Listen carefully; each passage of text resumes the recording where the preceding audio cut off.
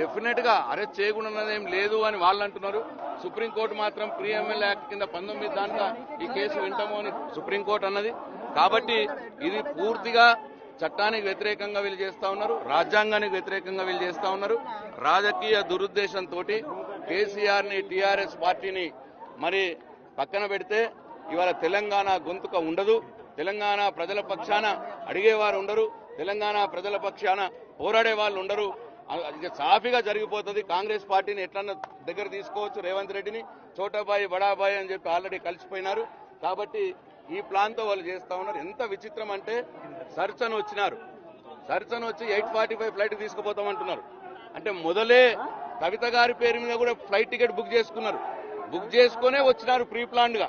అంటే ఇదంతా కూడా రాజకీయ ప్రేరేపితంగా జరుగుతున్నటువంటి చర్య. దీంట్లో ఏమీ లేదు. సర్చన్ వచ్చినారు, మరి ఏం బయటపడ్డాయో చెప్తలేరు. ఊరికి